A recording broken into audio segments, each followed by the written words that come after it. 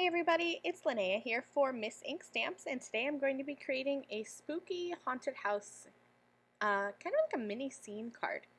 So I'm starting out here. I have two stencils, the Latte Love stencil and the In n Outs Marquee stencil. I'm going to layer that Latte Love stencil onto the center of a piece of 4¼ by 5½ inch white cardstock. I already have some pixie spray on this stencil from the last time I used it, but I do recommend using some sort of temporary adhesive with this stencil because there's a lot of fine little detailed images. Once I had that Latte Love stencil adhered onto my cardstock, I then taped the In n Outs Marquee stencil over the top. Now this stencil has multiple pieces. This one is the one with that large open area. This is going to allow me to ink blend and stencil that Latte Love stencil design just inside of this marquee shape. So I'm going to use 3 colors of Distress Oxide inks.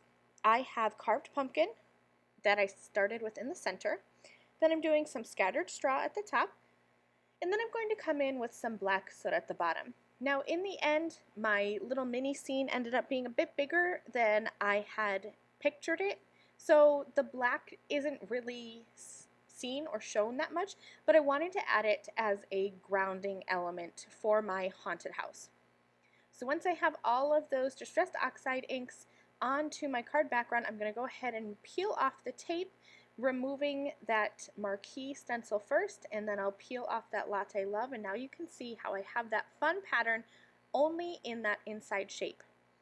Now I wanted to use another piece of the In n Outs Marquee stencil and add a thin line of black glitz glitter gel as a frame around my stenciling. I didn't add any pixie spray here, but you could. Instead, I'm just using those guidelines that are on the front portion of that stencil, and I'm going to tape that in place with some masking tape. Then I'm going to stir up my black glitz glitter gel, and just using a palette knife, scrape this all over that fancy frame. I love how there's those 2 little dots in the center of each of those vertical lines. I think that's a really nice element. So I'm just going to go all the way around, making sure that I fill in all of those areas with the black glitz glitter gel because I wanted to have a nice frame. Then I'm going to scrape off the excess and put that back into the jar. Then I'll set that panel aside. That just needs about 30 minutes to dry, which is perfect because I'm a slow colorer, and so by the time I'm done coloring my images, my background will be dry and I can assemble my whole card.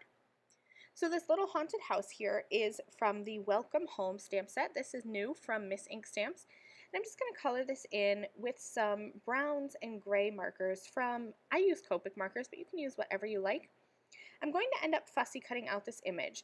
And I'm not going to color those bricks that are in the background because I'm going to pop this up on my card, and I thought it would look a little funny having some floating bricks, but I love that they're there if you're doing a 1-layer card so you can color in the background and have this be a whole scene. But I'm not very good at scene cards, so I'm doing a mini scene and I'm going to be cutting out just that house, so I didn't bother coloring those bricks, and you'll see that as I finish up my coloring. I also have some of these cute little critters that I'm coloring, and these are also from the Welcome Home stamp set. I'm going to color the little hedgehog, the bat, and the mouse. Then I'm going to use my scissors to cut these out, and I just wanted to give you some tips and tricks for fussy cutting because I know a lot of people say that they struggle with it. I like to use spring-assisted scissors, but you can use whatever you have in your craft room. But the biggest tip for fussy cutting is you want to keep your dominant cutting hand still.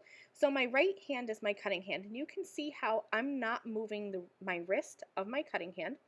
Instead, my left hand is moving, and I am turning and twisting the cardstock while keeping my scissors straight. That really is the key to fussy cutting. Then once I have my image cut out, I like to take that image and put it face down and smooth out those edges with a bone folder, and that's how you make it look super professional.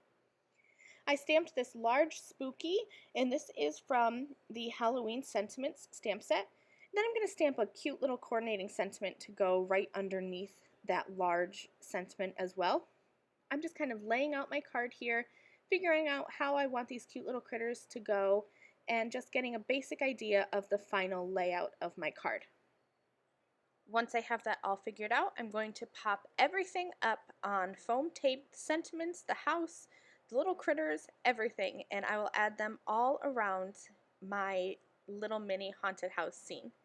So this is my finished card. I added some shimmer to those critters as well as to the house. I hope you enjoyed this card. I have listed and linked the supplies I used to create this card in the video description below. Thanks for watching. I'll see you again soon. Bye!